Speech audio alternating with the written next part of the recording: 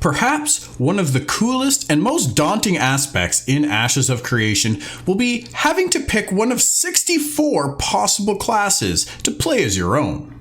Thankfully, well, at least to start, there are only 8 primary archetypes to choose from. But starting at level 25, you will be able to pick a secondary archetype which will allow you to augment your primary abilities with characteristics from the secondary and thus create your class. In this video, we are going to break down everything we know about this class augmentation system so far.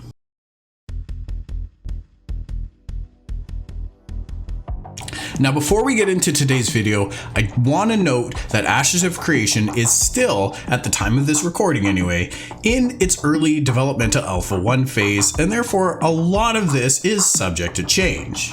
The information that we cover in this video is from Intrepid, but it is currently just design intent and not part of the Alpha 1 testing period that we're doing right now. We likely won't see any of this augmentation until the Alpha 2 phase, which hasn't even been announced yet. That said, I strongly encourage you to share your thoughts and opinions on the class augmentation system in a constructive manner down in the comments below. And as always, if you enjoy this video and want to see more, be sure to support the channel and subscribe.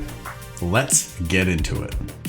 When you first create your character in Ashes of Creation, you will be given a choice of what race, sex, and primary archetype to play as. These are permanent decisions, meaning the only way to change this later is to create a new character. When you hit level 25, you will then have the choice once again to select one of the 8 archetypes, but this time as your secondary, and together the 2 selections combine to create your class.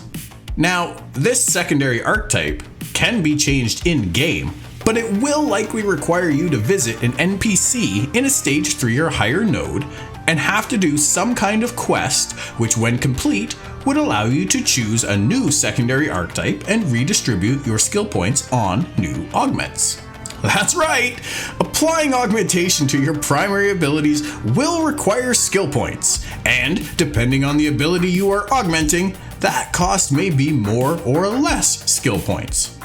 Augments will be unlocked as you level up, but you won't be able to max or even augment all of your abilities, so there is a measure of importance in the decisions you make. Hey, so Till, what kinds of augments are we gonna see?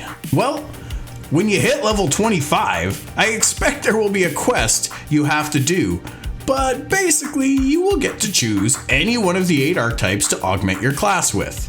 You can even double down and pick the same secondary as your primary. Maybe we should call those purebloods. I don't know. From there, each archetype will then have 4 schools of augmentation you can choose from that relate to that archetype's abilities. For example, the Mage will offer teleportation, fire, frost, and lightning schools of augment. Now, we don't know at this time if once you choose a school of augment for one ability, if you're going to be stuck or pigeonholed to that school for all other augments that you choose. Or is it a unique decision for each skill? I suspect and hope for the latter though. In the next few videos, we will start to theorize about what augments the 3 archetypes we have currently may offer based on their level 1 to 10 skills. That of course being the tank, the cleric, and the mage. Come join in the discussion about those archetypes live over on my Twitch channel, where we talk Ashes of Creation every Wednesday morning starting at 10 a.m. Pacific time. Link to that down in the description below. The class augmentation system is designed to change the core components of your primary archetype abilities. An example often given by Steven is, say for instance, I am a ranger that has a charge bolt ability as my primary active skill, and I've chosen Mage as my secondary, applied the elemental to it. I now have a frost charge bolt. Wow. And if I fire that frost bolt and hit a target, they may be freezing for a period of time as a debuff, and that might slow their speed. If a wizard applies a nuke on a target and that nuke is a frost-based nuke. Those two stacking elements might then either further snare, slow the target, or paralyze and freeze the target. Wow. So there are a combination of effects off that. Build-ups, so you're talking about build-ups where you can do two separate skills that cause an ancillary effect. So you have primary, secondary, and then some ancillary effect occurs when those are combined. Oh, very cool. That as well. Yeah. Nice. Yeah. That's a good question. Very good question. However, it is not intended to radically change your primary archetype's abilities. So in that sense, there won't be 64 truly unique classes, but rather 8 classes with 64 variants. This is a really important distinction because class balancing is done based on the 8 primary archetypes, not the 64 variants, and it is group focused, not 1v1 focused, where they have more of a rock, paper, scissors dynamic that will hopefully keep things somewhat balanced on a more macro scale. As of right now, we know of the 4 mage schools mentioned earlier, and 2 of the cleric schools, life and death.